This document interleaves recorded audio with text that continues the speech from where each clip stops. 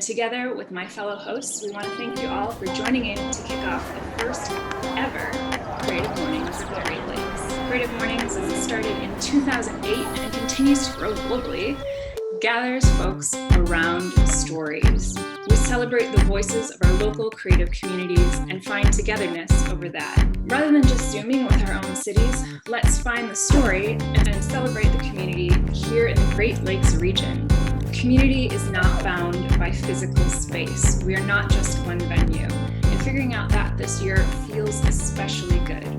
So if it's available to you, let's get hands up and shaking in a shared language of appreciation for a writer who is converting a bus into a poetry caravan, Julio Montalvo Valentin. Anatomy of a page.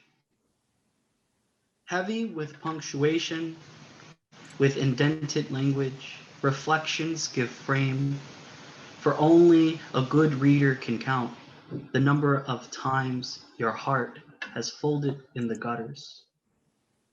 A many of your experiences, pressed and inked within the grids we have built our stories upon, do not disappear, even after the erasure. Instead, you are more than them. You are more than them. If your back edge is burdened with many of your experiences, heavy with punctuation in ones and zeros, if your baseline grid has been berated, pressed and inked with indented language within the grids, if your modules hold nothing we have built our stories upon, but reflections of your images in ones and zeros, if your foredge gives frame, do not disappear, even after the erasure. Then to the infinite columns of ones and zeros for reiterated compromises, where only then a good reader can count the number of times you are more than them. Even when your heart has folded in the gutters, you are more than them. Like language, we were never made to obey the line. You write out the blood clots found only under fingernails and wander in the ponderings of letters, hoping it will conflagrate the way memories do, when nothing but words are left to speak for the ghosts inside you. Back formed into the trellis of words, you inherit promise that no matter the path you find yourself stitched to, it will always offer growth and sky as to make meaning out of the travels, regardless the columns we root from. Before history, there was you, wide mouth at the hinges of a revolving door called time. A surface you have only learned how to write out of the darkness and find no living thing that knows not of hunger, the horror, and the hope you come to embody. Thank you and have a creative morning.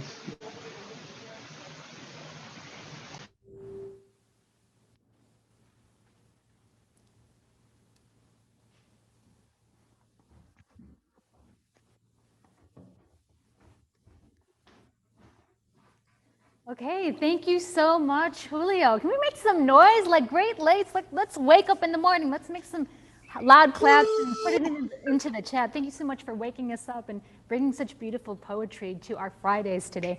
Hey, folks, I'm Marlene Paez-Dukes. I am the host from Chicago. Welcome, everybody. All right, hello, folks that are also from the 606, repping it really hard this morning. We want to be able to thank a lot of our global sponsors and our sponsors this morning because without their generosity, we would not be able to put these events together. So shout outs to MailChimp for providing our marketing for all the global chapters around the world. They have an awesome platform that we want to raise up. If we can cue up the next slide, please. Right? So Essentials, if you are watching online, they have partnered with Vice, and they have a whole series talking about other small businesses who have been able to survive and thrive despite where we are in this pandemic. And we also want to thank our other global sponsor, which is Basecamp, who surprisingly happens to be in Chicago as well.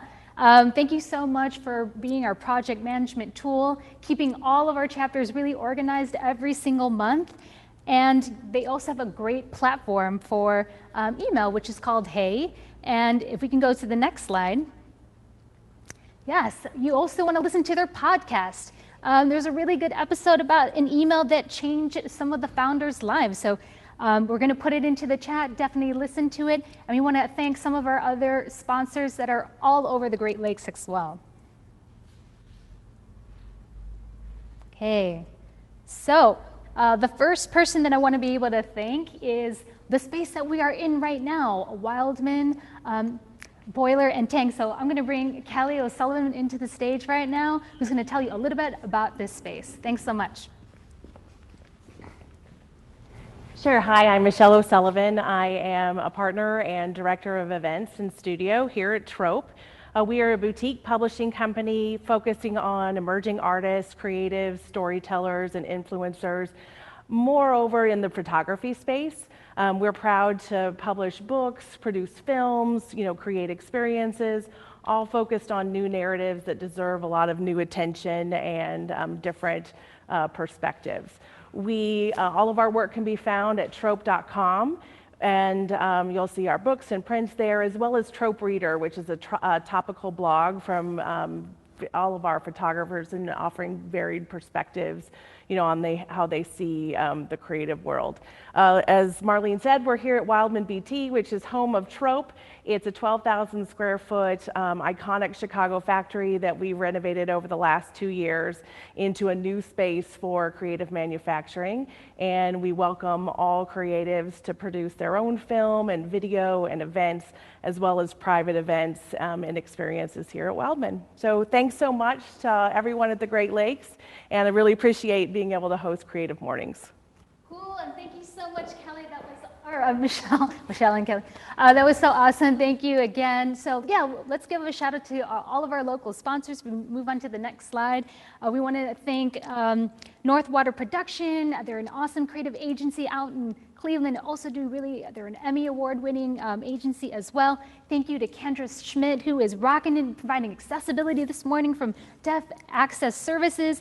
Holler to Dollar Bank, making sure that, our banking experience is really great out in Cleveland too. Open Water, keeping us super hydrated here in Chicago. Ink Factory, who does a lot of digital illustration. Thank you. Shout outs to Trope, KEH Camera, we love you. Thank you for making sure that all of our cameras here are working super, super well. I mean, you're photographing us for the past, 40 years in business? Thank you. Shout outs to Mono Machine, who has been also live streaming this event. Shout outs to Dave Marslick out from Big Shoulders, caffeinating us this morning. And last but not least, Stylin' Network, with an amazing collective of hip hop and collaborative artists from all over the city of Chicago. And we want to give a shout out to DJ Jillian X. And what it's time for right now, we're all gonna get up and dance too. So come on, stretch it out. We're gonna do our 30-second dance break, folks. So DJ Jillian X, kick it up.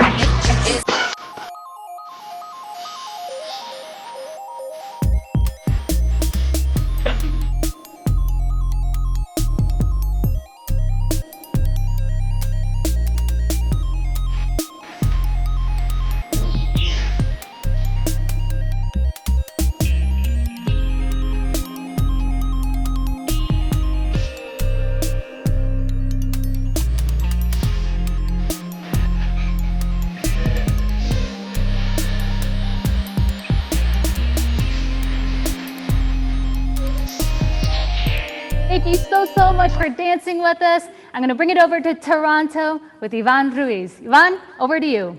Hello, ladies and gentlemen. It is time for 30-second pitches. This is the time where anyone gets on stage and pitches for 30 seconds. And by anyone, we mean some people we have pre-selected because we are virtual. So our first 30-second pitcher is from Chicago, Mr. Alex Massa. Good morning, everybody. My name is Alex Massa, and I'm here to talk to you about my record that's dropping on November 1st. It's called Water Music, and it focuses on the situations that have happened in Standing Rock, Flint, Michigan, and the San Bernardino watershed in California. It was recorded in Chicago by Chicago musicians. And just like healthcare, I believe that water is a fundamental human right. You can find out more on my website, massanotmassa.com, or on my Instagram at massanotmassa, MASSANOTMASSA. Thank you. And we'll put that in the chat as well, I think, Alex, if you have an opportunity. Next, we're going to Toronto. Please welcome Anna Maria. And Anna Maria, you can turn on your camera and microphone there. Hello, can you hear me? Yep, take it away. Okay, so my name is Anna Maria and I'm the social media manager at Dispatch Coffee. So Dispatch is a small coffee roaster in Montreal, and our mission is to make better coffee accessible to more people by delivering coffee and their stories directly to your homes through our online subscription service. So if you've ever wondered why some coffees are fruity and some are nutty, today we're inviting you to ask us anything that you want to know about coffee, and we'll share those questions and answers on our Instagram page, so you can find us at Dispatch Coffee. Thanks. Awesome, awesome, awesome. And now, ladies and gentlemen, we go to Cleveland. And please welcome Grace Gallucci. Good morning, Great Lakes. My name is Grace Gallucci, Executive Director and CEO of the Northeast Ohio Area-Wide Coordinating Agency. I'm delighted to be able to participate in this Creative Mornings event and briefly talk about the Great Lakes Hyperloop system and what it means to Northeast Ohio and our Great Lakes region. Let me say from the outset, I have worked in the world of transportation for many years, too many to really admit to, and I can proudly say that the Hyperloop technology is real and achievable, and we in Northeast Ohio are making it happen. And we're very happy to be leading this effort with our partner, Hyperloop Transportation Technologies, who will be presenting this morning. What the Hyperloop represents to Northeast Ohio is so much more than just speed and efficiency. It opens up our region to the rest of the Midwest, connecting us all in a network of technology, resources, people, and jobs, transforming how we define our region. We are talking about connecting the region and communities with a transportation system at high travel speeds from Cleveland to Chicago and Pittsburgh in less than an hour. Thank you so much for having us this morning talk about the Hyperloop. I'm just going to say it, Hyperloop, Toronto to Cleveland. Boom. Ladies and gentlemen, that is it for the 30-second pitches. Thank you all so much for jumping in. Just for funsies, can we get a little gibberish applause for all our 30-second speakers? There you go, put in a little gibberish to show your applause. And now I'm going to pass it over. We're going to Grand Rapids. Let's give it up for the host of Grand Rapids, Emily. Hello, morning people. I'm Emily, the host for the Grand Rapids chapter, and I am thrilled to introduce to you our very own wave-making graffiti artist, Guillermo Sotelo, also known as Asthma Speaks on the Gram. Guillermo is a Grand Rapids native who has spent the last decade turning his passion for graffiti and art into elements of vibrant self-expression and community. And today, Guillermo is going to lead us through creating a very quick and 4 minutes digital mural together. But first, here is how you can participate and grab your tools. If you go up to the top of your screen and click annotate, a drop down will happen, and then there's a button that says draw. And when you click on that, it'll give you a bunch of different options of what you can draw with. But without further ado, take it away, Guillermo.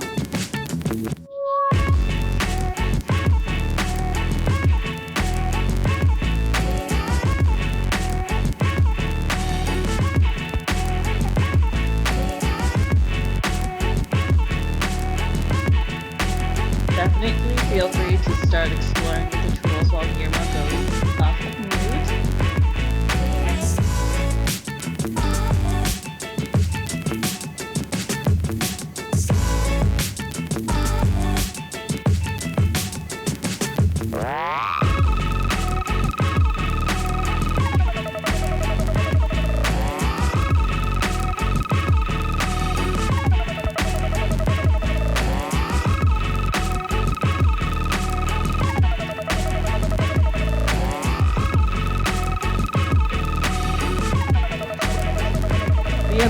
joy on faces right now of scribbling is amazing. I don't know where Guillermo is. You're out there, buddy. Feel free to join in at any time. Otherwise, y'all don't stop. This is amazing. Also, props to the DJ right now because I'm digging the beat. This Billion X, oh, it's taking me back to my teens.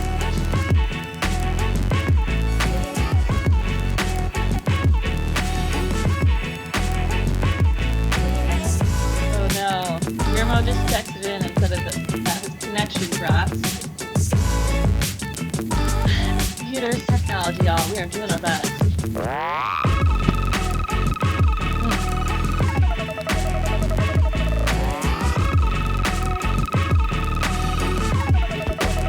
This is really cool. Focus. Don't forget to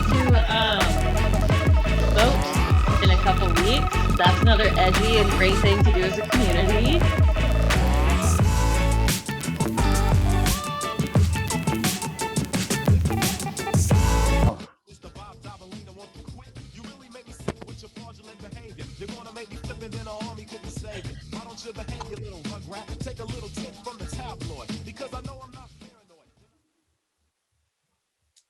Okay. Beautiful job, everyone. That's the happiest train I ever did see. Well, Gabriel's not here right now because of internet, but definitely go check him out. He's doing incredible work with graffiti and is also just the nicest dude to get to know and befriend. Hey, Emily, maybe he can join by the very end of the event. Yes, if he comes back, we'll put something together. I'll definitely stay. Yes. Okay. So I'm so sorry, y'all, but I do have to remove. Okay. Yeah. Thanks, team.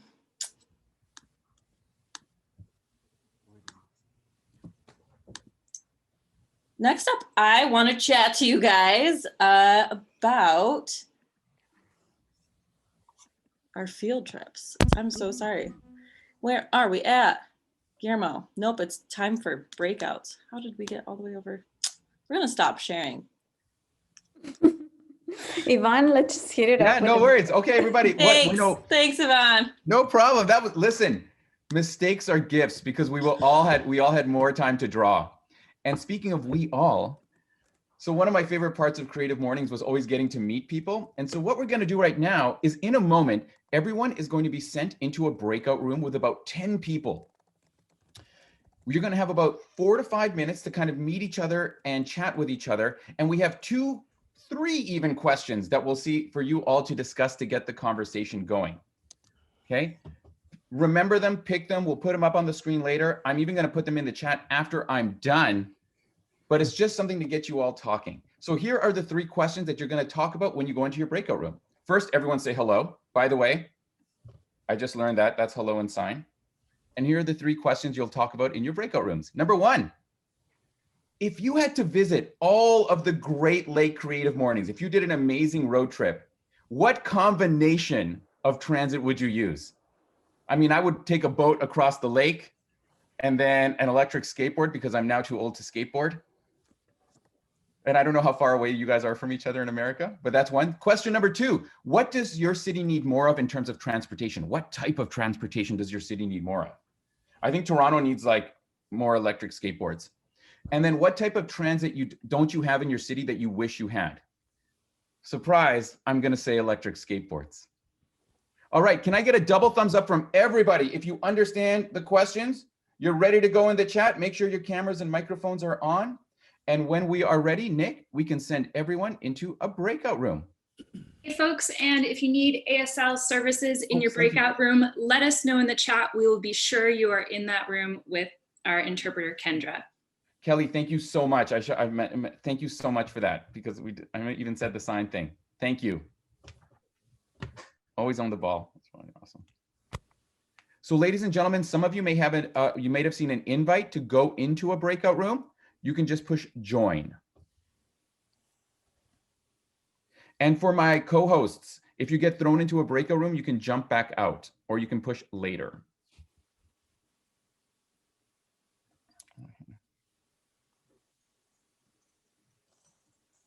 I was alone in my room, so I came back. Oh, it might take a few minutes there, Bryn. Okay.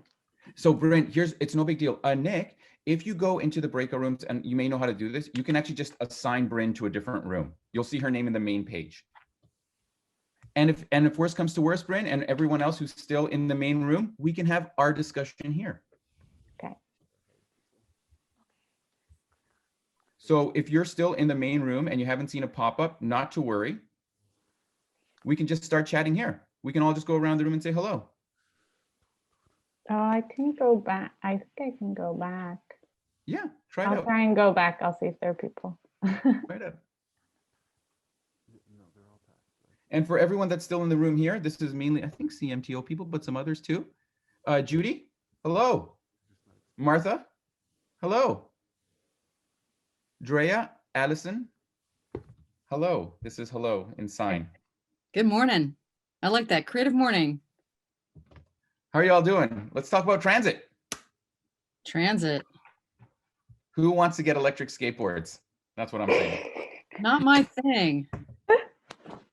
I don't know. I miss the revolution. But give me a bike and I'm happy. You know, I can go anywhere on a bike. What do you all think about segways?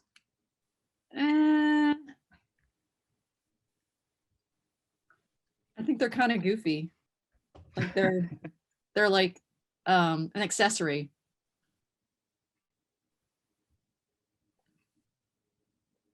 How about you, Kathy? And by the way, you guys can all put on your microphones right now. Don't be shy. We are going to use this like one of the breakout rooms. We're all here. Our CMTO people, don't worry about them. They're busy planning away for the next section, not to worry. But if you're not an organizer, just turn on your microphone, say hello. Well, Our timer, you can just let me know when you have about a minute left. I somehow ended up in a breakout room by myself. So I hopped out and came back to the main sessions. That's all good in the hood. All good. Anyway, hi all. I'm from Cleveland. We need more light rail in this city to be able to do more regional stuff. I used to live in Chicago and I missed having, great infrastructure for public transportation in Chicago, but Cleveland needs a lot more of that. Ditto. I'm Cleveland too. And it just, you know what? I don't care what it is. It just needs more. You know, like buses are great, it needs more frequent, like people aren't going to use it if it's not reliable and if it's not frequent. Yeah. Period. End of story. Yep. I'm in Toronto. I think we need more bikes, bike path infrastructure, and we need to reduce car infrastructure.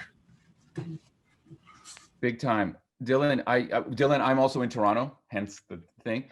And yesterday I took a shared car to drop off. I went to like the food bank. I dropped off a bunch of stuff at the food bank. Man, was I frustrated. I haven't driven in years, like regularly. And it took the traffic, the parking. I made a wrong turn. Everything in Toronto is one-way streets. So you make a wrong turn, it's like 10 minutes later. Yeah. Do we have any Chicago people here? Or are we all Cleveland, I'm from Toronto? Chicago. How's Chicago transit? Blah, blah. Chicago is, it's a driving city. Time. I can barely hear him. I've got drummer's ear. I'm in Buffalo. We need trains. I hear you, man. I'm not sure if that's for us, Jennifer, and whoever spoke in Chicago. I think they're talking about the music and everything like that. So you guys keep talking. Chicago needs trains? Sorry, Nope. Buffalo needs trains. Buffalo needs trains. And we need to fix the border so I can get back to Toronto. Well, okay, please excuse my ignorance here. Please excuse my ignorance. Dylan, maybe you're more educated than me. Is Buffalo on the water? Is it on the Oh, okay, cool. Okay. We're here. I think ferries would be a really great thing to have. Like ferries, like speed ferries. I live on Ferry Street in Buffalo. There used to be one. We need one. They tried that back in the early mid 90s, didn't they? Cool. That was before I got here. Nick, if you are there, can you put in the breakout rooms, you should have the option when you open the window to send a message. Can you send a message to everyone saying we are closing the breakout rooms? Oh, perfect. You did it. Thank you. Gang, I'm going to start letting everyone back in, okay? We can actually close their breakout rooms now because they might have a timer. Nick, if you want. Oh, and people are coming back. Welcome back, everyone. Welcome back. As everyone is coming back in, welcome, welcome. In the chat, put down what type of transit people wanted to see more of in your cities, or what did you all talk about in terms of what type of transit people want more of? Segways, and I'm just going to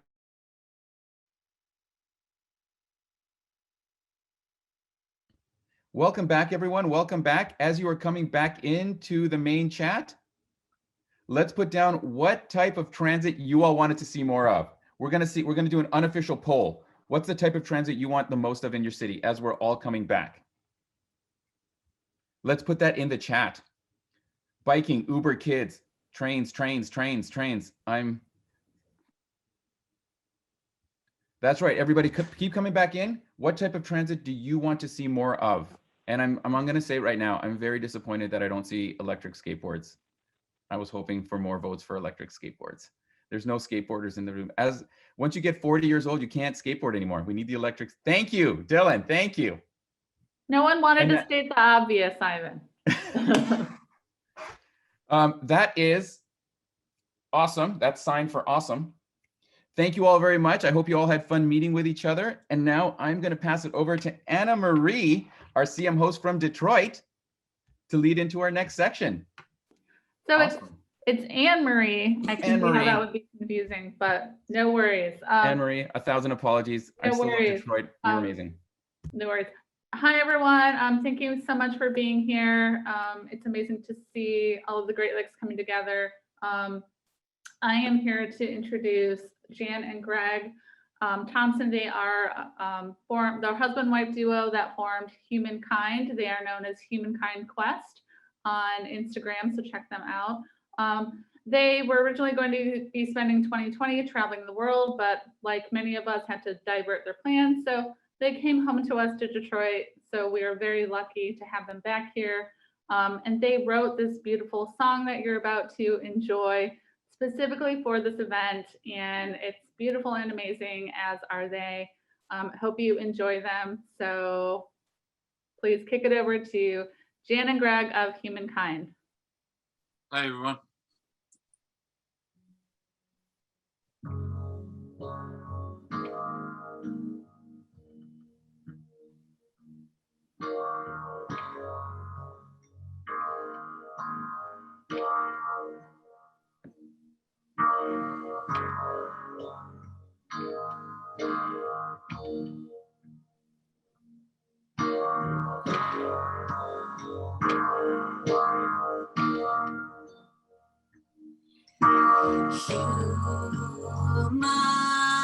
Humankind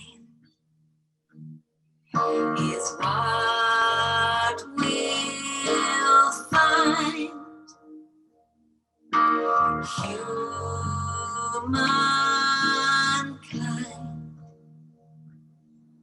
is in our lives. As we travel through the seasons, we all witness the same things. All the miracles of nature and migration's many wings. The humid heat of summer, the frigid cold of snow, the hope of a new springtime, the maple leaves that glow. Humankind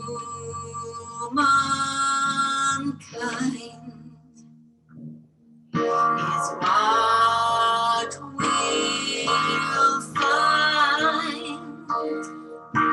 Humankind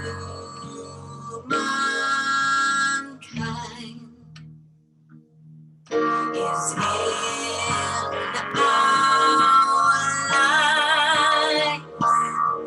In the cities of the land of Lincoln, to the crossroads of the USA, in the place of 1,000 waters, to the mitten where we play, the morning dove above us, the liberty's silent way, all around the Great Lakes its beauty, which unites us day by day. Humankind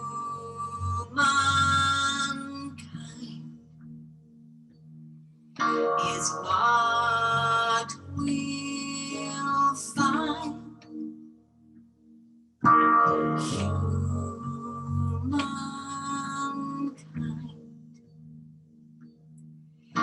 is in our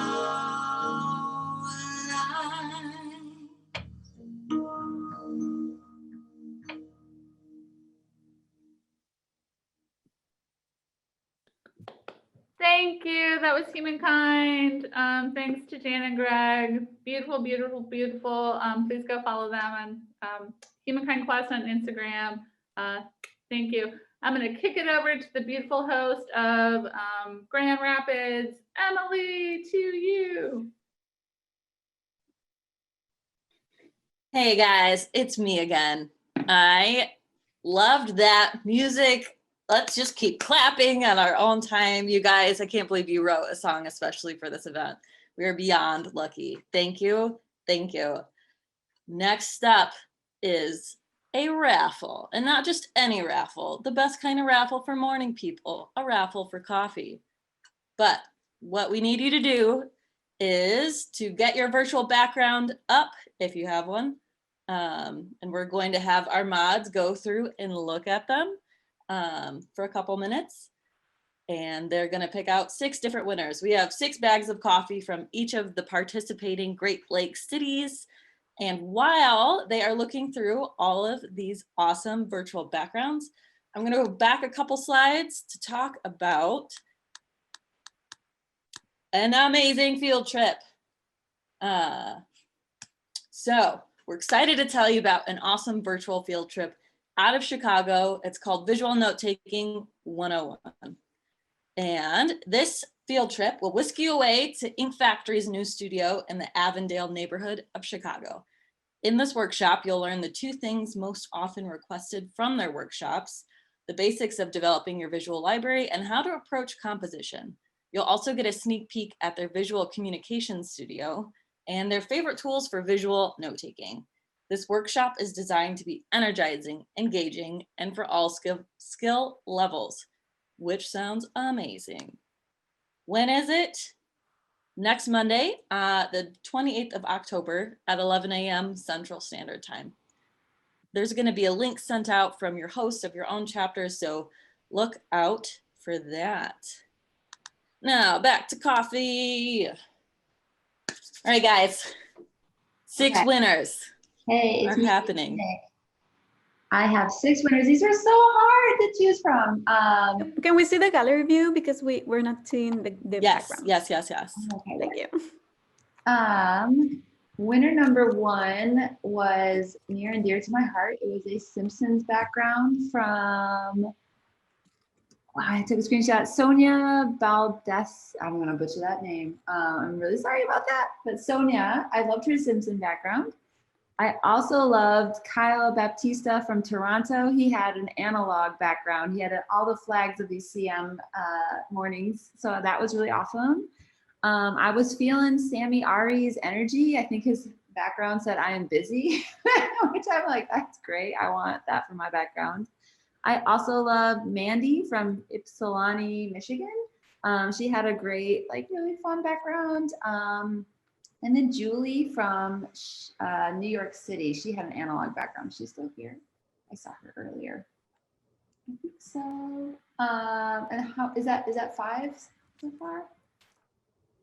I think so. And then the last one was Dylan T.O. I was just really liking that nature background right there. I think he's there somewhere. Oh, okay. Was that 6? I think so. I went pretty fast. That's so exciting. Good job, guys. I also want to give a shout out to all the different coffee companies. So we have Dispatch Coffee from Toronto, Ferris Coffee from Grand Rapids, Big Shoulders Coffee from Chicago, Phoenix Coffee Co. from Cleveland, Golden Cup Coffee from Buffalo, and Drifter Coffee from Detroit. I also now want another cup of coffee. Ooh, thanks, Mick. for all your help, and congrats, winners. We'll be in touch of how to get you your bag of beans. Okay, next I am going to pass it over to Tom, Creative Mornings Cleveland superhost, to take it away. So how's everyone? I'm so excited. This is really beautiful. Emily, that was amazing. You're I'm Thomas Fox. I'm the host here in Cleveland, and it's very nice to see everybody. We didn't have much of a commute this morning, which is always nice. And we chose the theme for today's event for Creative Mornings to talk all over the world quite a while ago. We chose transit because we thought that, you know, it has such an influence over so many people's different things that they create. And then also, it's so important how we literally connect with each other. So around the same time that we were picking this theme, the Hyperloop line had been announced, that the study that NOACA had put together had been created. And we were like, this is perfect. And being here today, we were able to connect with Chris Bobko, who's the head of engineering. We're going to have him on in a minute, but before, check out, there's going to be, of all of the speakers today, there's going to be live drawings, digital illustration from Kiyomi Najitran. And so you're going to be able to see a live illustration of some things from Kiyomi. And we're going to have a little bit of time for questions, but just probably a couple. But as Chris is going through sharing about the Hyperloop, if you have any questions at all, leave them in the chat, and we'll pick a couple and get to what we can. And we'll see you. Let's see. Chris Bobko, are you here?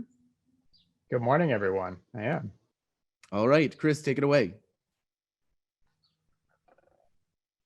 Hi, thanks.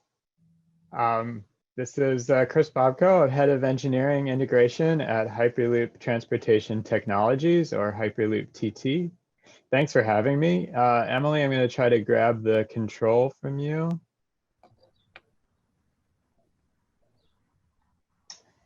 So yeah, thanks to Tom for inviting. Thanks to everyone for having me. I wanted to just give a quick view into the projects that we're talking about, and particularly emphasis on the Great Lakes region. Thanks to Grace from NOACA as well for making the connection, and we'll understand a little bit more. So let's see, did my remote control go? Yes. Yes, but show meeting controls. There we go. But I still don't seem to be able to make something move.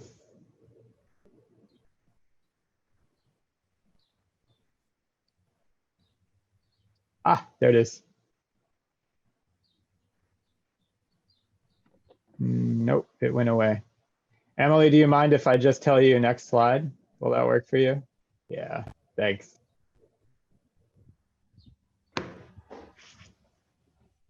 All right, so I took the theme of transit, and I guess when I think about transit, oftentimes I think about local transit. And what Hyperloop gives us the ability to do is really shrink distance and how we measure distance by time. And then I like to think that Hyperloop can become a transit system for mega regions. And the Great Lakes is a great example of a mega region where lots of things are connected and shared culturally. A lot of industrial connections are there, but by distance and time, it's still relatively difficult to get across this Great Lakes mega region. And a technology like Hyperloop can really help bridge that gap. Next one. So we think a little bit about what's the history of transportation and the history of human mobility, and even how development patterns are so affected by the mobility options that are available to us, where horse-drawn carriage, buggy, eventually single-person vehicles, Trains really ushered in a new era of industrialization, particularly across the United States. Aircraft have helped to shrink distances. And of course, in the last 20, 30 years, really been a democratization of air travel becoming more accessible. But all of these still have lots and lots of problems. And we haven't really seen a great new innovation in transportation technology since the airplane. And it's time for a new one. So next one. So we envision what's a new mode of transportation. It should be high speed, it should be efficient, it must be safe, it must be sustainable. And in order to enable those things, we think about a solution that can be frictionless and that can be profitable. And both of those so important when we think about how much investment a transportation system requires, even when it has a lot of potential payback for civilization. So this led us to jump off and take a concept coming from Elon Musk called Hyperloop and really develop it. So what is Hyperloop? Next slide. Basically, Hyperloop is a really high-speed moving vehicle inside a reduced pressure enclosed tube. And you can think of it as bringing airplane speeds to ground level. We have the vehicles inside, which we call a capsule.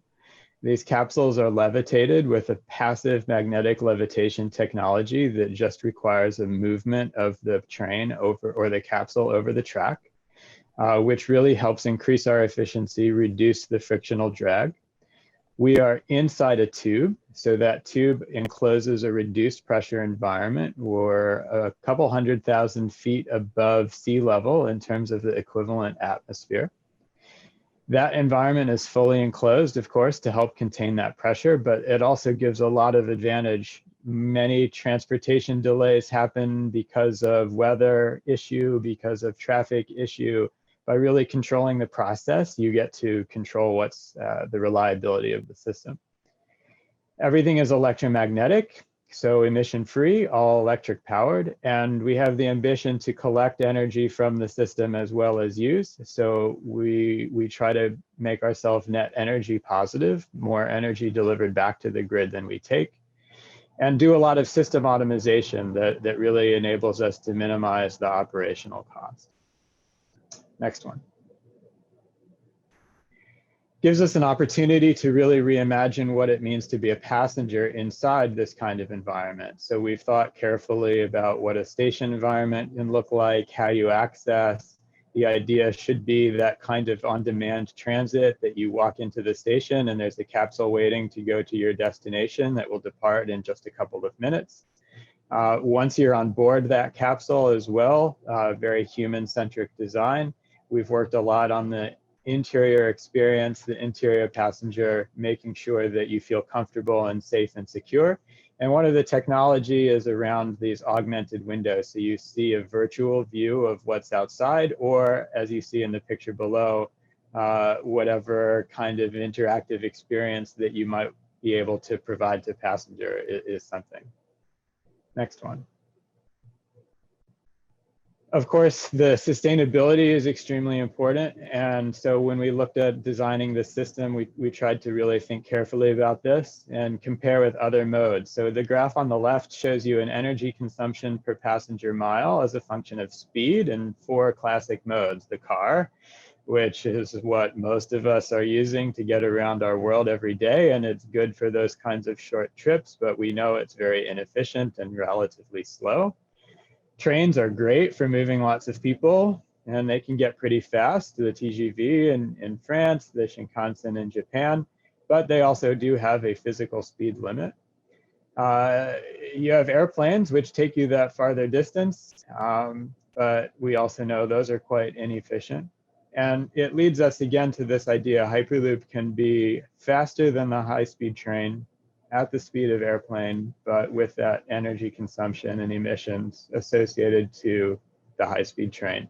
And we looked at that from the energy perspective. We look at it from an overall life cycle carbon emission, and the high-speed rail is one of the best in the overall life cycle cost. And because we're generating more energy than we're consuming, we come out ahead on the high-speed rail. Next one. So at Hyperloop TT, we've been working hard on this over the last few years. We have the world's first full-scale system. It's a 4-meter diameter tube that you see in my virtual background behind me at 320 meters long. This is in Toulouse, France. There we've been working on the test of the vacuum pumps, the control, isolation valve, passenger capsule. It's really our first test bed on this technology. Next one. So we had this technology. We thought about where it makes sense to really push for first routes around the world. We studied a few places. We made a lot of connections around the world. And one that really rose to the top, which is why I'm here with you all today, was in Great Lakes. And it started with Grace in Cleveland.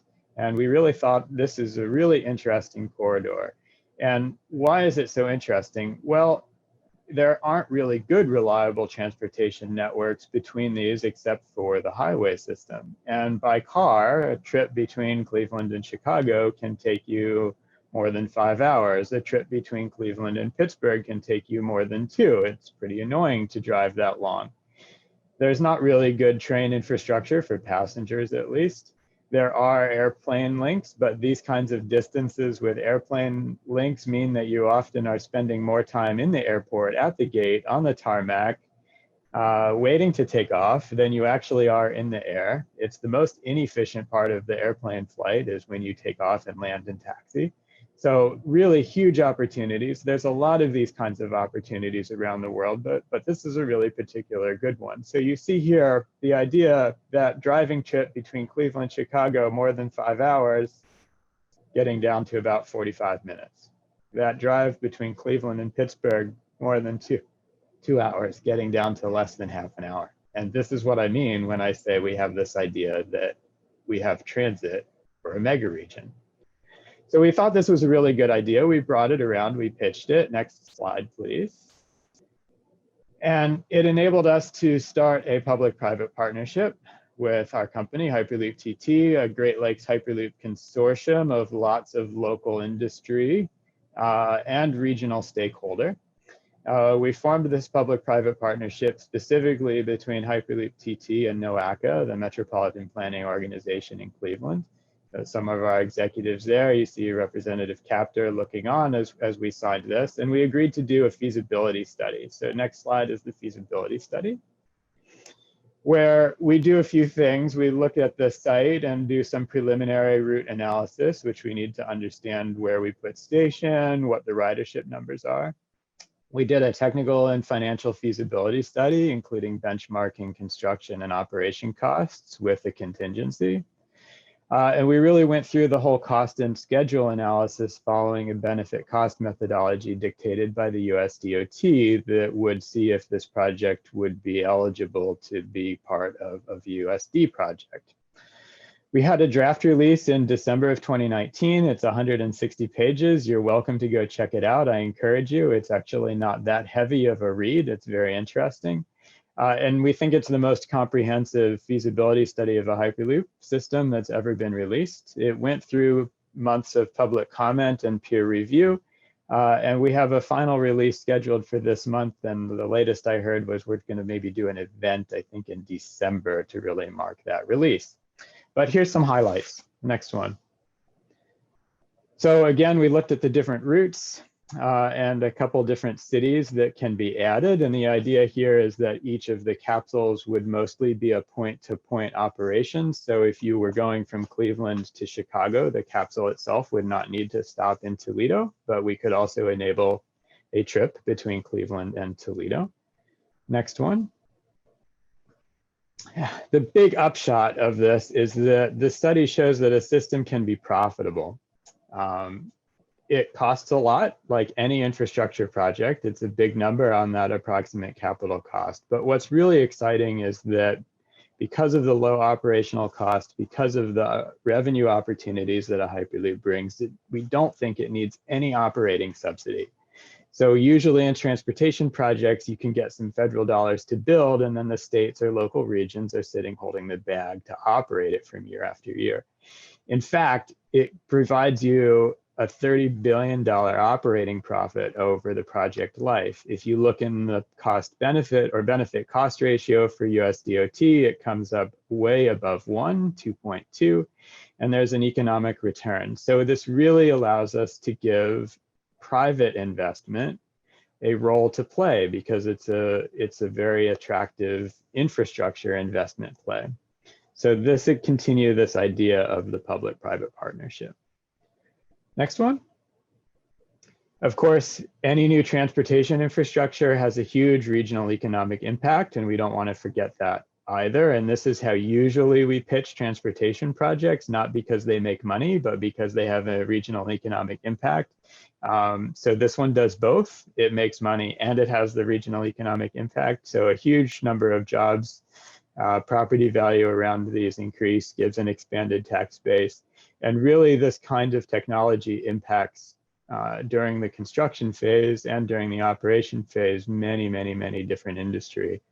From engineering, design, construction, but also entertainment, other transportation provider, augmenting ports, augmenting distribution center, all of that. Next one is the end. So really the future is here. We have some next steps. You see the links on the screen here on our company, Hyperloop TT, and you'll see more information about the Great Lakes Hyperloop study at glhyperloopoutreach.com. Thank you so much. Hey, thanks, Chris. That was really good to hear. I've been familiar with all this for a little bit. It's really good to share all of that with everyone. There was a bunch of different questions. We're going to try and do just one really quick. And I'm going to sum up a few. A lot of people were asking things about, Toronto to Montreal or Baltimore to DC, or can we get this up to Detroit? And can we get it down to lead? Like there's a lot of, everybody wants to know where they are, and there's high-speed rail in other countries, but not here. Like basically how can we get this to happen? Yeah, how we can get this to happen is exactly why we're here, continuing to do this kind of outreach and build this kind of support. As we look to extend to other cities, it's things that we are in process of right now. We've been talking how we extend from here. Again, part of the reason to start in Cleveland, Chicago, Pittsburgh was that it is kind of this central hub, and it makes a lot of sense to go other places working from that central hub. And I think we'll be able to announce some things on that as we go. In comparison, in high-speed rail, I think they serve different purpose. So even when we look in places that that have a better developed high-speed rail infrastructure than places like the United States, we see that people are pretty willing to take high-speed rail when it takes about 2 hours or less to complete the journey. There are many markets where it would take more than 2 hours, even if you built out a well-developed high-speed rail network. And again, as you think about distance and time and the people's value of time, it's the huge opportunity for a technology like Hyperloop to take that market share currently held by airplanes. But as we were saying, it's the most inefficient part of the airplane journey, both in terms of travel time and energy efficiency. So. All right, we've got to get going to the next feature. Thanks so much for sharing today, Chris. Thank you. I'll see if I can answer some questions in the chat for the next little bit. Excellent.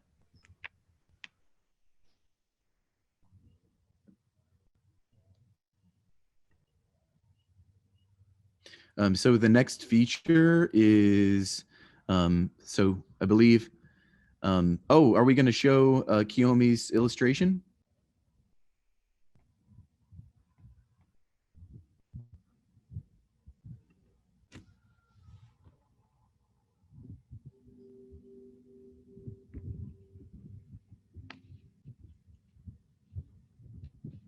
Cool.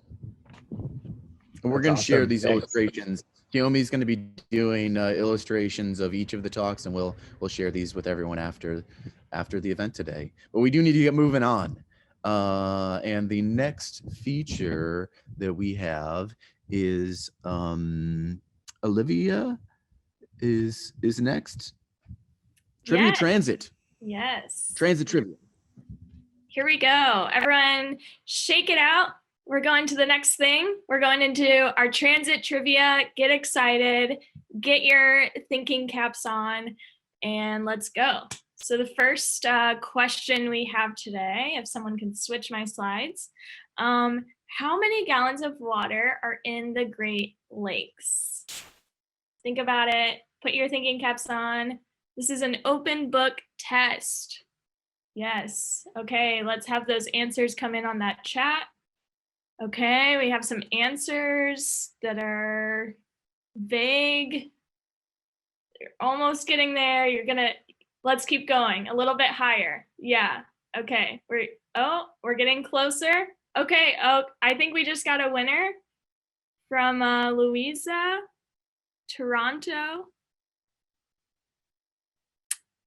Louisa was the first to answer that. So the answer slide here, we have 6 quadrillion or 22.7 quadrillion liters for our Canadian folks. Yes, so Louisa, if I could get your email, send that to me, and my friends from Creative Mornings will collect that. All right, next question. Rub your hands together, do something to get excited for the next question. What Great Lakes city does not allow cars to enter its limits? Need you in the chat. Open book test. Here we go. Oh, all right, Chrissy from Chicago, Dublin, Ireland. Yes, Mackinac City or Island, excuse me. Yeah, population of 492 people, has prohibited motorized vehicles since 1898. Fun fact for you.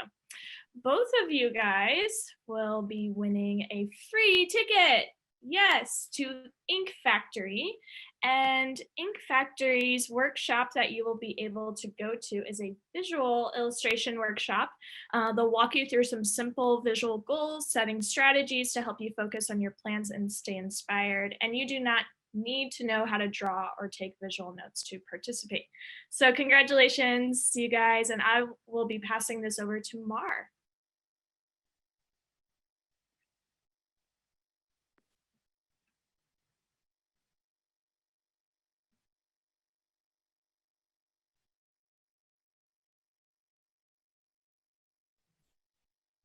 Mar, you're muted. Sorry guys, I'm here. Hey everyone, so I'm your host from Creative Mornings Toronto, and I'm super happy to say hello to all our morning people from the Great Lakes. Yay! So it is now time to introduce you to our second speaker, and I am very excited to introduce her to you. I have to tell you that unfortunately Jennifer could not be here with us live, but she of course sends her apologies, and we managed to record her message for you. So Jennifer Keesmat is an urban planner, and she is the CEO of the Keesmat Group. She is also our former Chief City Planner here in the city of Toronto, and she was named one of the most influential and powerful people of Canada. So that's it. Let's hear what she has to say.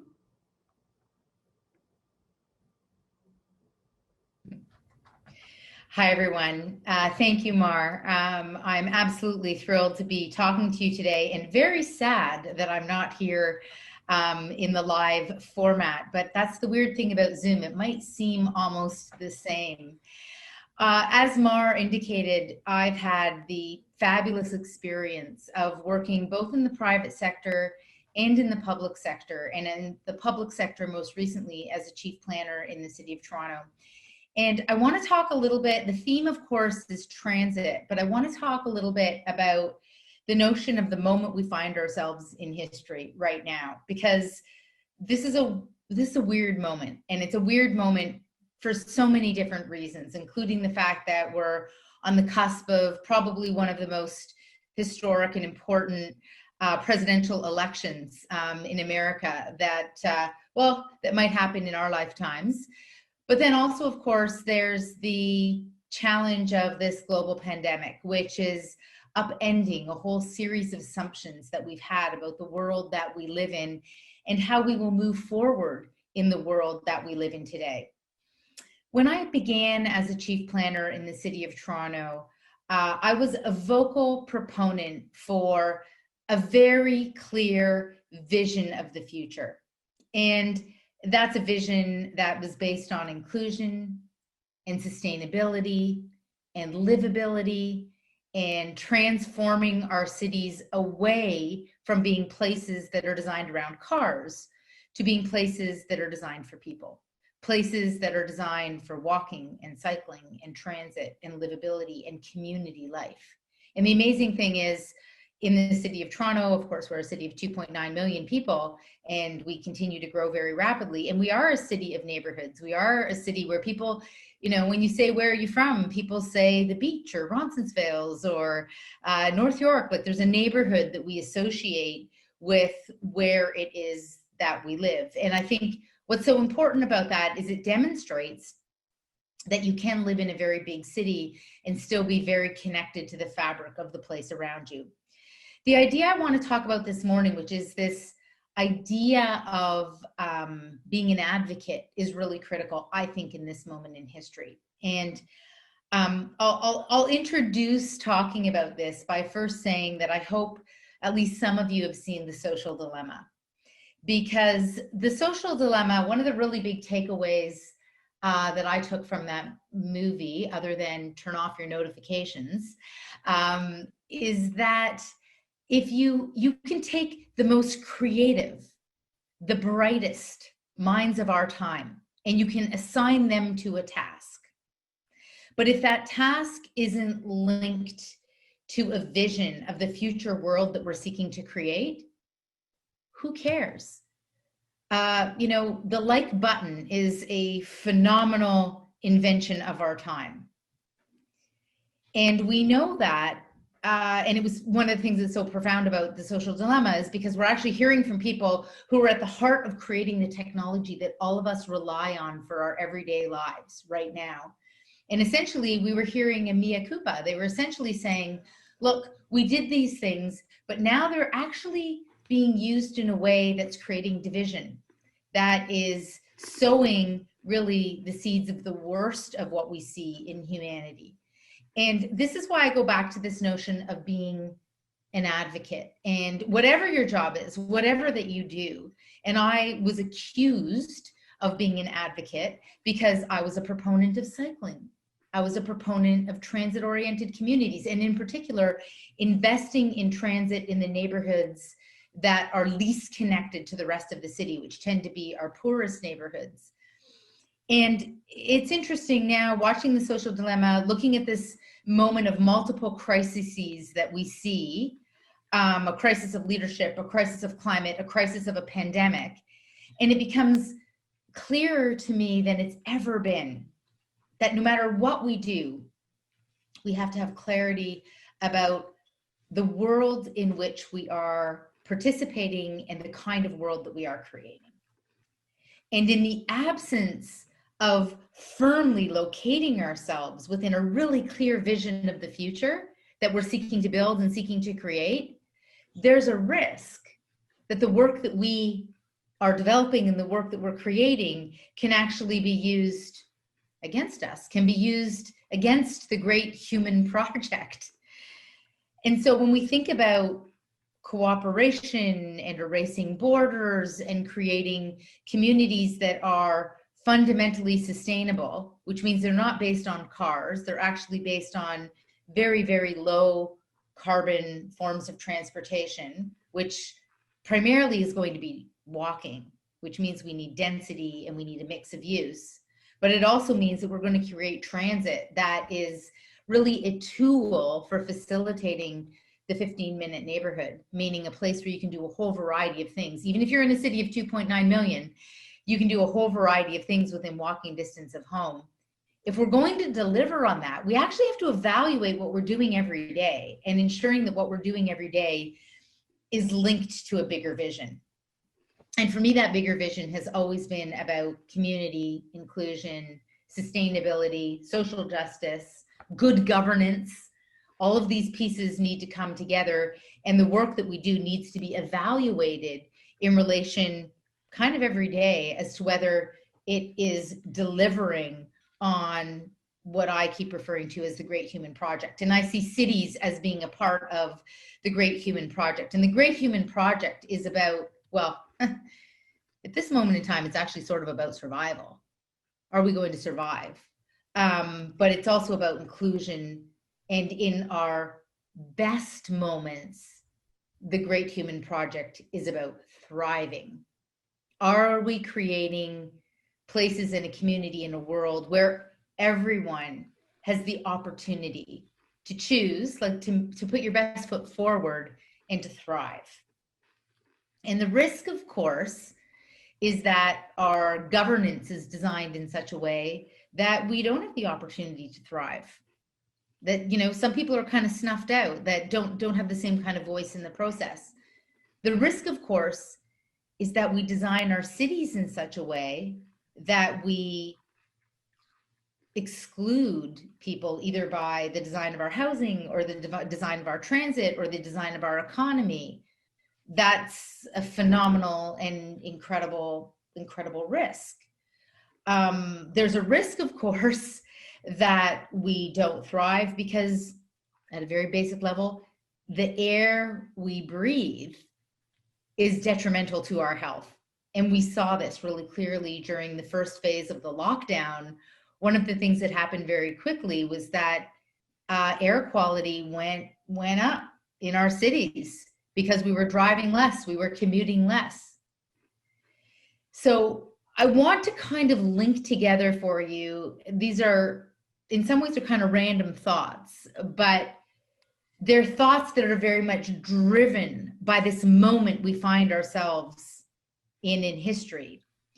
And it's really the key kind of tenor of what I'm talking about here is that everything we do, no matter who we are, no matter what industry we're in, you are a part of the human project. You're either contributing to the thriving of humanity over time, whether you can see it or not, or you're detracting from it. And that might be really hard to see in your day-to-day work, but it's something that all of us almost need to become hyper aware of. We need to become hyper aware of the fact that the stakes are super, super high. Whether it's around governance or inclusion or environmental sustainability or our overall human health, the stakes have become incredibly high. So what do we do about that every day? Well, I started out by saying that I was criticized as a chief planner in the city of Toronto because I was an advocate. And I'll just, as a little anecdote, I talked a lot about walking and cycling and transit as the foundation to a modern society. And I was very active and vocal on Twitter, which was new at the time for a bureaucrat. And I was criticized for having too strong of an opinion on these matters. And the irony is, you always want to be on the right side of history. The irony of this is that the same people who, when I was chief planner, criticized my advocacy have now in turn today become advocates for things like walkable neighborhoods and 15-minute neighborhoods and cycling infrastructure. And some of us are always going to lag, right? Some of us are going to be, catching up. And what I would like to argue is that more of us need to be driven by a very clear vision of the kind of world that we're seeking to create and the world that we do every day. And we need to ask ourselves, how does my work contribute to a more inclusive, environmentally sustainable? How does it contribute to better governance? We have to be asking these questions and struggling and wrestling with these questions, even when we're undertaking mundane tasks. The like button sounds sort of mundane, but has had a profound impact on the course of human history. It's kind of crazy, but it's true. And the very reason why the leaders that we saw in the social dilemma stepping out and speaking is because they became aware of the impact of the work that we were doing and how that work contributed to the human project. So I would just like to say, kind of in terms of wrapping this up, that I'd like to encourage everyone to really think about, dwell on this question, embrace this question of what is the human project? How do I fit within it in the work that I do every day? And how can I be a part of delivering on creating a world that serves the greater good in whatever it is that I do every day? Because I think that all of us need to embrace a recognition and seeing ourselves as being a part of creating the world around us. After all, when you get on your bike, when you choose to get on your bike instead of choosing to get in your car, that's what you're doing. You're creating the city. You're creating the world around you by the choices that you make every day. And our work is a very powerful tool where we do that as well. Thank you.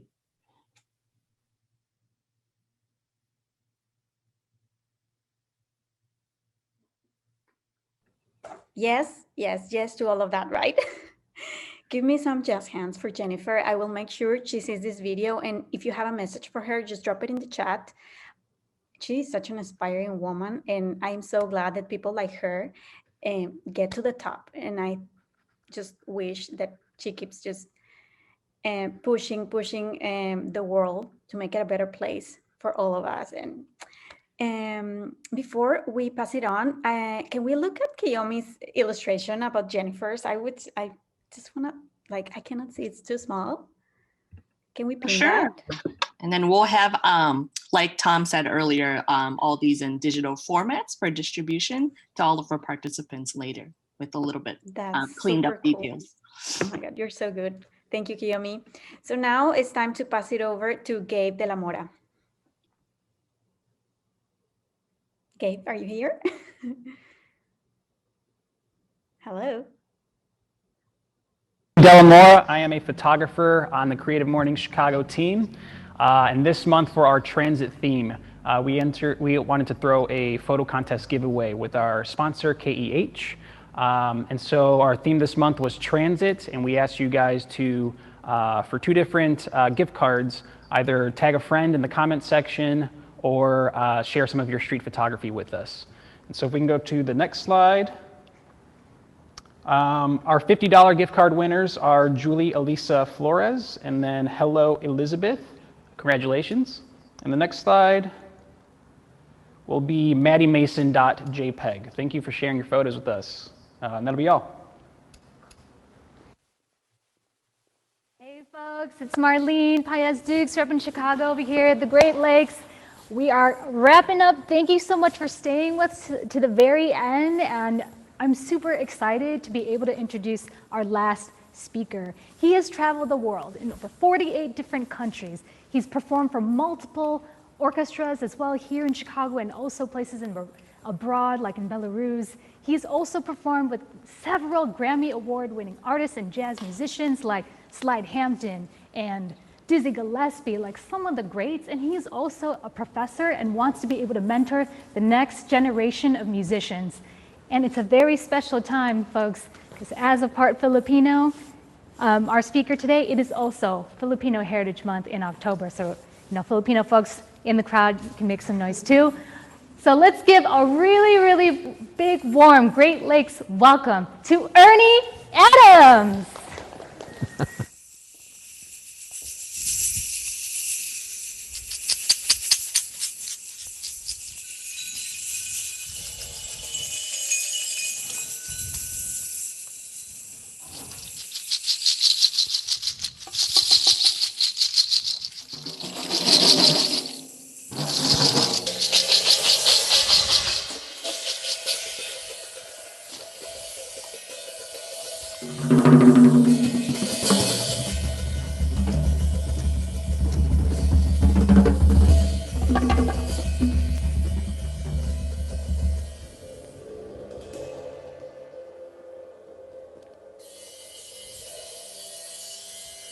That's how I like to start my mornings. And I could have kept going. First of all, good morning or afternoon or evening, depending on where you are watching this. I want to thank you for being here. You could have been anywhere else, doing something else in the world, but you're here with me and this incredible crew in Chicago, and I appreciate that. But first, let's give a big thumbs up to Dr. Chris Bobko and Jennifer Keesmat for their great speeches. Phenomenal, very inspiring. And I know today's topic is transit, which for myself, being a musician, being a creative, transit has been very important in my life in many ways. Transit, but moving, right? Moving things from one place to another, transportation. And when I was approached about doing this, it really had me thinking about how much my life, my career is always in transit. Every day, my life is in transit, whether it's moving sound, moving air with sound, or my limbs moving, or trying to move myself into a better position career-wise, or my health or whatever. So I just want to try to drop a few nuggets of experiences and wisdom that I've gone through to help anyone who is just trying to look to get to that next stage, and to just experience life as we transit through our own lives. So, man, when it comes to myself, my music, my father said that when I was in the crib, whenever the music would be on in the house, I would move my arms and legs, constantly moving. My limbs would be in transit, right? And so, but he said every time he would turn it off, I would stop. He would turn on the music and I would be moving again. So he went out and bought, couldn't even afford an entire drum set, but bought me parts of a drum set, and I learned from there. And there were people in my neighborhood who I would watch and play, the guy on the street, the drummer, or the Puerto Ricans and Cubans and the brothers in the park playing hand percussion. So there was always music, which really helped me a lot. And at 15, in high school, I actually had my first professional gig. And I remember I didn't get paid. They were supposed to pay me, but I didn't get paid, but my dad said it was okay. It was the experience. And I remember that night completely. The point I'm making is that I realized this is what I wanted to do for a living. And I hope everyone can find their passion, something that they can find that they would go to the end for. I know there's nothing worse than having to do something that you don't really feel from the heart and the soul. And I hope we can all find that, because it's made my life incredible. Everything I have is through music. As she mentioned earlier, Marlene, that it's taken me all over the world. And one of the things that when she said transit, I remember in high school driving to school, and I was coming from the north side of Milwaukee, and I would be driving towards downtown, and right in the middle of downtown is a freeway that exits to my right, which is Madison, Wisconsin, or to my left, east, towards the lake. And then there was always that one sign that said straight ahead, Chicago. And to me back then, Chicago was just this big city that I didn't know anything about, and I always wondered what it was like, but I never headed that direction. I was either heading to school but I just had no reason to go to Chicago. And eventually I was in a group in Milwaukee that ended up, they replaced me, and I found out later on there was a lot involved, but the best thing that ever happened to me was to leave that, because while I was playing with them, I met someone from Chicago, a bass player, who invited me to Chicago, and I'll never forget taking that trip, going past that sign that said Chicago, all the way down to Chicago, and meeting and hearing some of the most incredible musicians and people in the world. And while I was in Chicago, that's when, at 26, a gentleman by the name of Stanley Turrentine, a musician from the New York area, asked me to go on tour with him. And the first time I was ever out of the country was I went to Japan for a month. And it changed me. I think if everyone gets a chance to travel, to explore, again, right, transit, to be able to see different parts of the world, I think as we explore, we explore ourselves. So please make sure that you, even if it's another neighborhood or whatever, because I know I'm speaking to a lot of people who just haven't been out of their city or whatever, and I really hope that you can just get out there and experience the world. While you're out there, make sure you get lost, okay? And again, as you discover, you're going to discover yourself. And again, with music and everything taking me all over, I really felt like I started to belong, because when I was younger, being in certain situations, there were times when I didn't feel like I belonged, okay? Whether it was me being half black, being half Filipino, being the youngest, okay? Being from Milwaukee. I remember being proud I'm from the big city of Milwaukee, and then I come to Chicago and I'm a cheesehead, okay? And then I'm like, all right, I'm in Chicago, and then the guys from New York and the guys from LA that I would play with, like, well, man, you're just a hick from the Midwest. So then I start touring the world, and it's like, oh man, you're from the States, which is kind of screwed up right now, right? So again, what did Mark Twain say? Travel is the enemy of bigotry, narrow-mindedness, and one more, I think.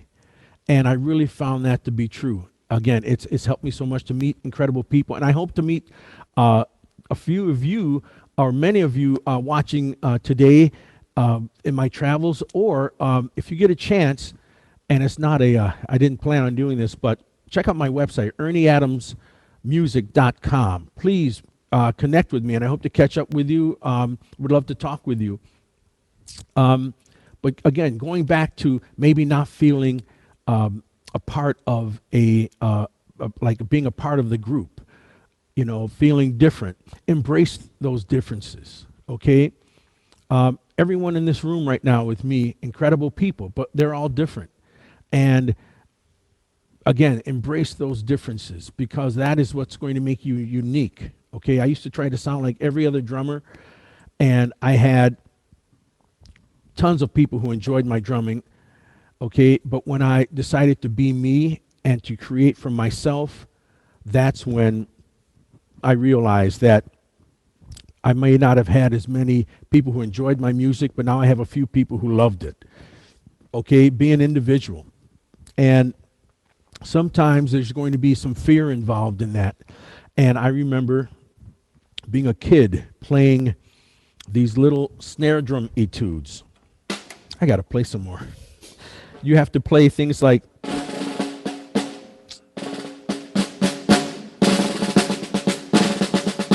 in front of 3 judges, and I'm in grade school, and I would shake from being so nervous.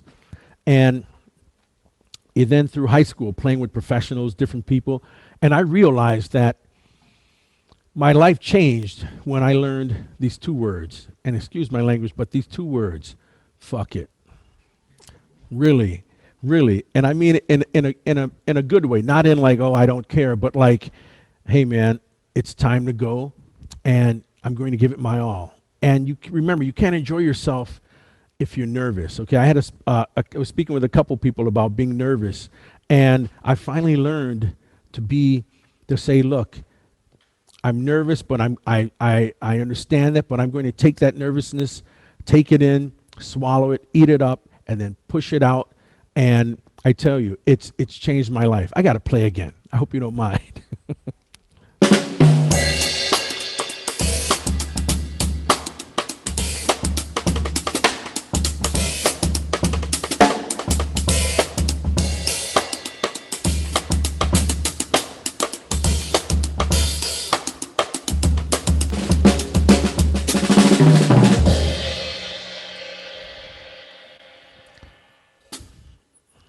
you know, that for me, I didn't know what I was going to play. And just being in that moment of playing, it takes a lot of trust, and just letting yourself go. Again, being in that moment, I didn't know if I was going to play some jazz or this funk groove. Being in the moment, which a lot of us don't really get a chance to do. We're either thinking about what we need to do, or we're thinking about what we should have done. I'll be at a gig and I'm saying goodnight to my daughter, and oh, you know, okay, sweet, I'll see you in the morning. Or I've got a grocery list I've got to do, or I think, oh, I should have done that. But when I play music, I'm in that moment. If you're creative, please remember to be in that moment, knowing how to be in the moment, enjoying the moment. Okay. And another thing I want to talk about is being grateful. Before we started, when we were listening to Dr. Bobko and Jennifer, I looked up and I just said thank you, just to like the universe, to God, because this is what an incredible situation, and it's not about me. It's just about being around all these people. All these people here, I think I'm older than them, but they inspire me. Okay, and yeah, make sure that you look up. Many times when I'm walking, I look down, but when you get a chance, always look up, and your disposition will change. Yeah, we're talking about all these people. You know, how do you not get old is by surrounding yourself with younger people. My students, so many people inspire me. And what else? I just got the 2-minute warning, and I just want to say, yeah, be an individual.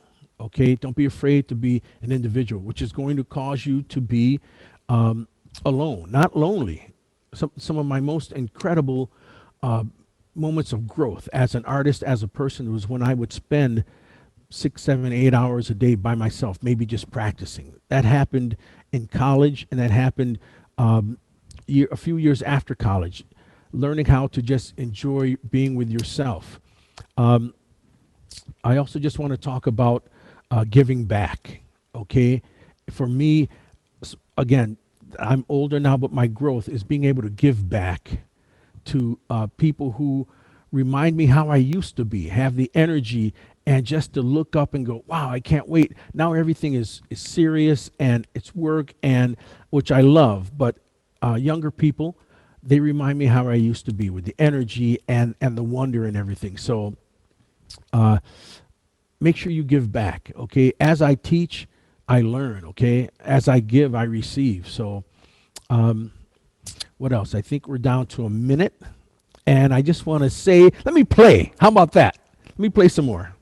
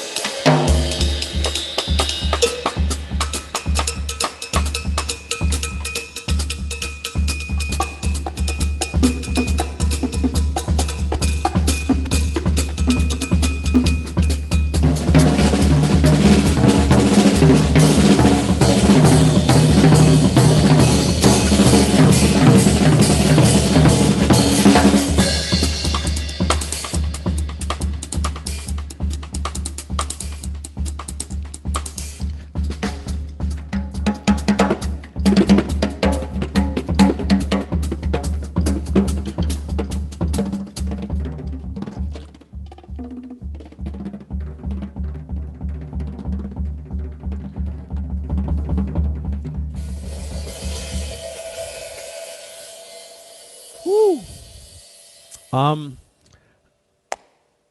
You know, we're all being transported on this planet, okay? We're all on this planet together. We're being transported. We're all moving together. We should all remember that and try to, you know, love, all right? And just work together so we can all exist and just have fun as we're in transit, I guess. So thank you, everybody. Truly appreciate everything. I didn't say half of the things I wanted to say, but truly appreciate it. Again, I would love to be in contact with you. www.ernieadamsmusic.com. Okay. Again, thank everyone, the crew here in Chicago, Toronto, Cleveland, everybody around the world. I look forward to catching up with you. Peace. I don't know. I hope. Thank you so much, Ernie. So, folks, if you have questions, by all means, let's put them into the chat, and we can have Ernie go ahead and say a few things about it. So, go ahead. Let us know what's brimming in our young musician minds here in the Great Lakes. Go ahead. You're getting so much love right now into the chat. Oh. People are saying, inspiring, bravo. It's like you think better when you're doing something you love. Yes, that's amazing.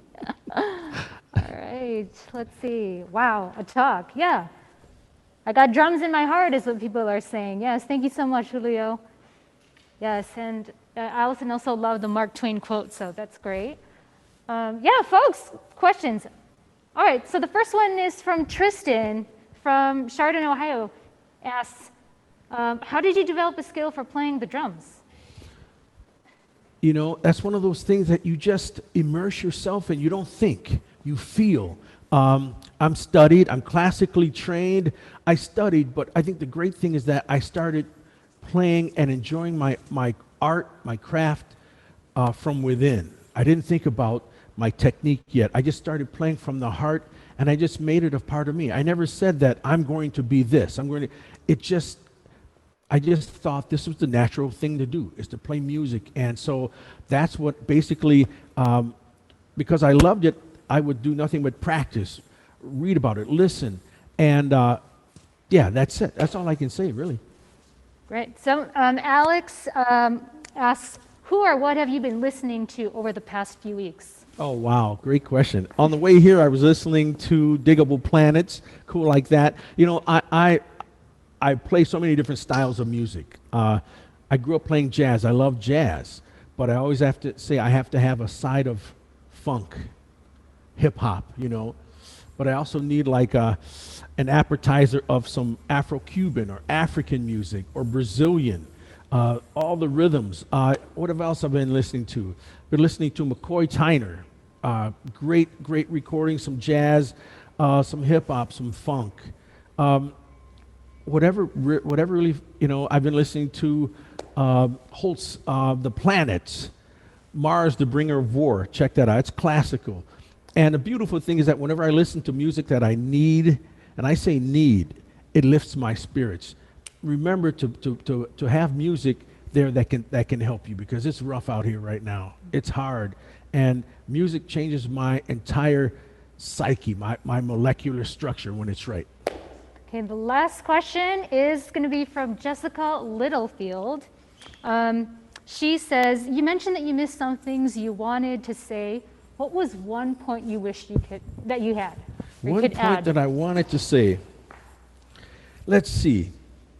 You know, talking about transition.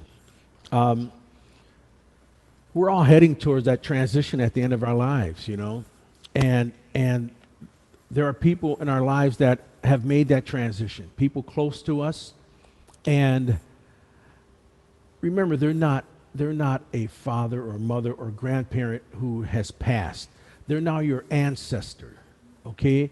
People who are still guiding you, okay, and still pulling for you and trying to give you that energy. And there are many times when I find myself in a situation where it's like, it's rough, and I'll think about my grandmother, Native American grandmother, or my Filipino grandfather, or just my father. Both my parents have passed, but a couple times I've heard my father's voice say, "All right, man up, handle your business," and it would wake me up. Or I would just see my mom and hear her smile. So that's one thing I wanted to mention about transition, that they're not your dead relative. They are now your ancestor. And listen, make sure you talk to them. Listen. Right. Thank you again so much. Can we give a big round of applause, everyone, Great Lakes, to Ernie Adams? Thank you so much. We're so appreciative. Thank you. Thank you, guys. Thank you. Thank you for transporting us to a new place through your drums. Now I'm going to kick it over to Tom to close this out. Over to you. Ernie, that was amazing. Are we off camera? Yeah. And I've got a 10 o'clock. Are you guys there? You know, I don't know if you can hear me or not, but I'm going to share just a little bit. I'd like to say that this Creative Mornings Great Lakes experiment has been amazing. You know, putting these things together takes a lot of work. They do in the regular world when we're doing things normally, and then they do when they're just our own chapters, and bringing everybody together has been it's been challenging, and it's been so worth it. This was unbelievable, despite being a little bit over on time, which thank you for everyone for sticking with us right through to the end. This has just been such a wonderful event. Thank you to all of our speakers, all of our participants, Julio Valentin, Humankind Quest, Ozma Speaks, Chris Bobko, Jen Keesmat, Ernie Adams, and all of our today's sponsors, pitchers, and especially all of the volunteers, Marlene and the entire tech team in Chicago, Emily in Grand Rapids, Anne Marie in Detroit, Mar and her team over in Toronto, Kelly and your team in Buffalo. Ernie had this one thing he said I had to write down. While you're out there, you're gonna discover yourself. And we do these things because it helps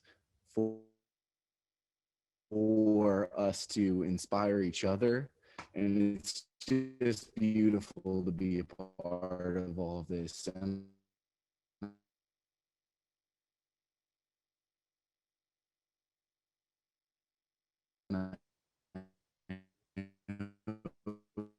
you guys go out and make something great. I believe in Nick. The last lay it out with DJ Jillian. Thanks again. Oh, we're not going to close. Leaving comments in the chat. Send direct ideas that you're trying to explore. If you want to connect with any of our individually in each of our chapters, there's going to be doing things. This is going to be the last for us in Cleveland for a little bit, but it's really beautiful that we got to do this.